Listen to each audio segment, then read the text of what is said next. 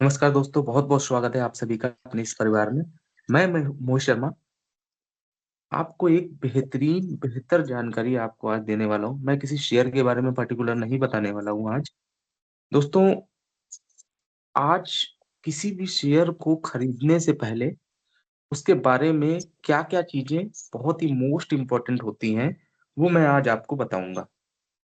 दोस्तों, मैंने उदाहरण के तौर पर, एग्ज़ाम्पल के तौर पे एक शेयर लिया है, कंपनी ली है रिलायंस इंडस्ट्री लिमिटेड, जो कि विश्व-विख्यात इंडिया की जानी-मानी कंपनी है और सबसे अच्छी कंपनी इसलिए मैंने चूज़ की है कि इसके बारे में मैं बताता जाऊँगा और इससे सारी चीज़ें मैं आपको शेयर करता जाऊँगा और बहुत सारी चीज़ें ऐसी निकल के आएँगी, जो आपके काम की होंगी। तो दोस्तों, बने रहिएगा वीडियो के अंत तक। दोस्तों, ये वीडियो थोड़ा-सा बड़ा हो सकता है, लेकिन हाँ, इससे बेहतर जानकारी मिलेगी आपको। तो दोस्तों, बने रहिएगा वीडियो के अंत तक। चलिए शुरू करते हैं और जानते हैं शेयर के बारे में। फंडामेंटल एनालिसिस क्या होता है, मैं आपको आज अब बता दे रहा हूँ। दोस्तों, फंडामेंटल एनालिसिस का मतलब यही होता है कि कंपनी के अंदर की फाइनेंशियल हेल्थ क्या है और उसका फ्यूचर पोटेंशियल क्या है। तो हम रिलायंस को किस नज़र से देखते हैं, हम स्टेप बाय स्टेप आपको बताते जा रहे हैं। आप इस वीडियो के अंत तक बने रहिएगा और देखिएगा स्टार्टिंग टू एंड पॉइंट तक मैं क्या-क्या थोड़ी-सी बहुत सारी चीज़ें ऐसी हैं, मैं सारी चीज़ें एक साथ नहीं बता पाऊँगा, लेकिन कुछ चीज़ें ऐसी हैं जो मेन-मेन जो आपको देखनी बहुत ज़रूरी है। तो दोस्तों, सबसे पहले देखते हैं कंपनी की कमाई कितनी है, पैसा कितना आ रहा है। तो दोस्तों, रिलायंस इंडस्ट्री की अगर हम बात करें तो हर साल 7 लाख करोड़ से ज़्यादा कमाती है कंपनी। इसका मतलब ये है कि कंपनी का बिज़नेस बहुत बड़ा और स्टेबल है। बात करें इनके नेट प्रॉफिट की तो 74,088 करोड़ जो कि मुनाफ़ा दिखाता है, ये एक पॉज़िटिव सिग्नल है शेयर को खरीदने का, किसी भी शेयर को। इसके बाद बात करें डेट टू इक्विटी रेशियो यानी कि कंपनी के पास उधारी कितना है, उधारी लेना कितना है। जैसे एग्ज़ाम्पल के तौर पे मैं आपको बता दे रहा हूँ कि कंपनी के पास जैसे ₹100 के एसेट है और ₹35 का उधार है, जो सेफ माना जाता है। बहुत ज़्यादा उधार वाली कंपनियाँ हमेशा रिस्की होती हैं। इसके बाद बात करें फ्यूचर प्लान की, तो रिलायंस का फ्यूचर प्लान की अगर हम बात करेंगे, तो रिलायंस अभी रिन्यूएबल एनर्जी, ग्रीन एनर्जी में इन्वेस्ट कर रही है। रिलायंस सोलर और विंड एनर्जी में इन्वेस्ट कर रही है, जो फ्यूचर की बड़ी डिमांड है।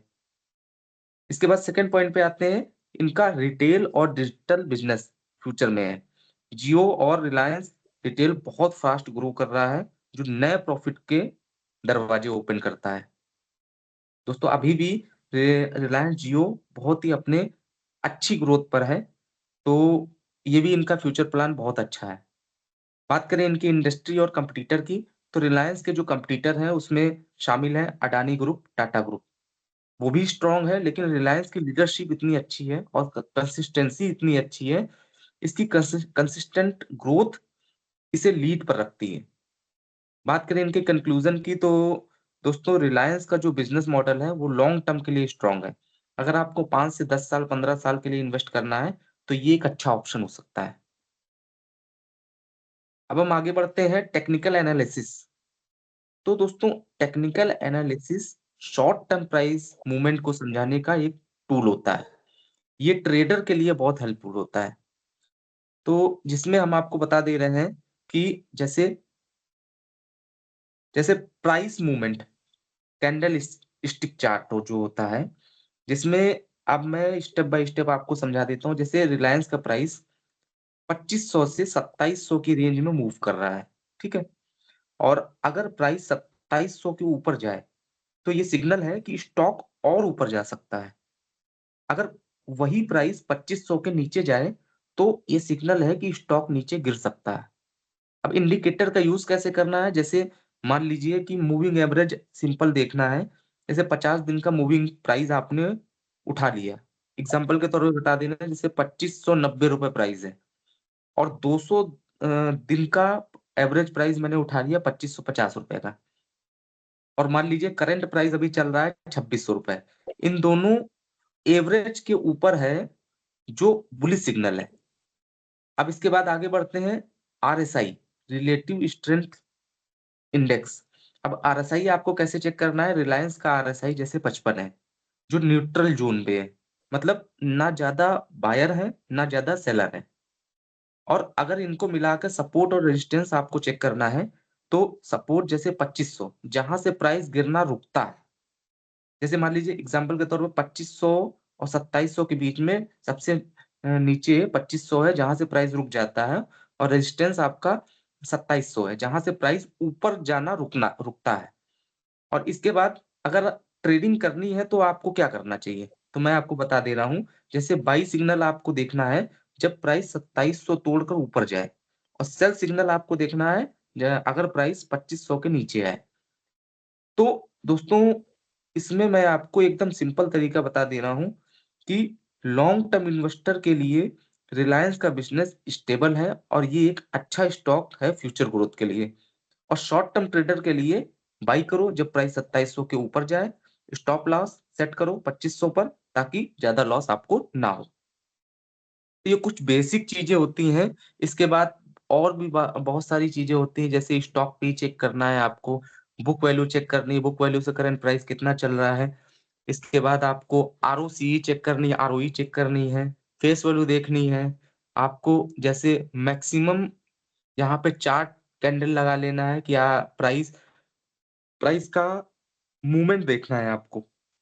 इसके बाद आपको इसके फायदे क्या है, नुकसान क्या है, ये चेक करना है। पीयर कंपैरिजन देख लेना है कि ये किस सेक्टर की कंपनी है और उस सेक्टर में कौन सा शेयर प्लस है, कौन सा शेयर माइनस है।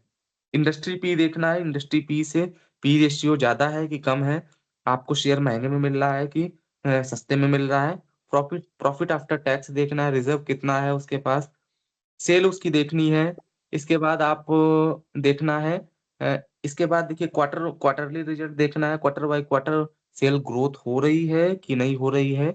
इसके बाद आपको ऑल ओवर प्रॉफिट लॉस देखना है, सेल उसकी कितनी है, उसके एवरेज में आपका नेट प्रॉफिट कितना आ रहा है। कंपाउंडेड सेल्स ग्रोथ देखनी है, प्रॉफिट ग्रोथ देखनी है, सीएजीआर देखना है, और आरओई के बारे में मैं आपको बता चुका हूँ। बैलेंस शीट देखनी है, बैलेंस शीट में आपको रिजर्व देखना है। इसके बाद आप उनके टोटल एसेट देखने हैं, एसेट बढ़ रहे हैं कि घट रहे हैं वो देखना है। कैश फ्लो अभी मैंने आपको बताया कि कंपनी ने उधारी कितना दे रखा है, तो वो आपको चेक कर लेना है। ऑल ओवर रेशियो देखना है कि अगर उनके पास कर्जा है तो वो कितने दिन का कर्जा के डेब्टर डेज कितने हैं, कैश फ्लो कितना है, कैश कन्वर्जन साइकिल कितना है, आरओसीई कितना है। शेयर होल्डिंग पैटर्न भी बहुत ज्यादा सबसे ज्यादा मायने रखता है, शेयर होल्डिंग पैटर्न। उनके पास प्रमोटर होल्डिंग कितनी है। ऐसा तो नहीं है कंपनी ने सारी प्लेज परसेंटेज पर सब उधारी दे रखा है और अपने शेयर बेच रखे हैं। एफआईएस की स्टेक होल्डिंग देखनी है, डीआईएस की स्टेक होल्डिंग देखनी है, गवर्नमेंट सेक्टर ने कितना इन्वेस्ट किया है, पब्लिक होल्डिंग कितनी है। इसके बाद ये आता है नंबर ऑफ शेयर होल्डर।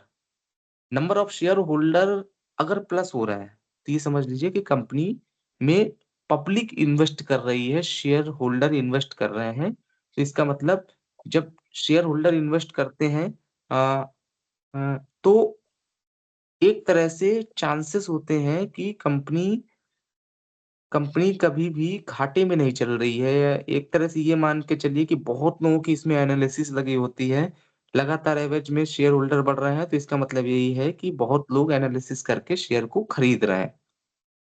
तो ये सब बहुत सारी चीजें ऐसी होती हैं जो आपको हमको देखनी चाहिए। और बहुत सारी ऐसी चीजें हैं जो मैं आपको आगे भी बताऊंगा। और बाकी हम आपसे फिर मिलते रहेंगे, फिर मुलाकात करते रहेंगे। हम आपको शेयर के बारे में भी बहुत सारी जानकारी देते रहेंगे। तो अगर आपको वीडियो पसंद आया हो तो इस चैनल को सब्सक्राइब जरूर करिएगा और फॉलो करिएगा। लोगों के साथ शेयर करिएगा, अपने दोस्तों के साथ शेयर करिएगा। आपका एक लाइक हमारे लिए बहुत महत्वपूर्ण है, मोटिवेशनल देता है। तो दोस्तों, फिर मिलेंगे एक नए वीडियो के साथ, एक नई एनालिसिस के साथ। हम आपको और भी जानकारी देते रहेंगे। तब तक के लिए नमस्कार, जय हिंद, जय भारत, हर हर महादेव। फिर मिलेंगे एक नए वीडियो के साथ। आप और आप सभी का परिवार स्वस्थ रहे, समृद्ध रहे, सुखी रहे। धन्यवाद।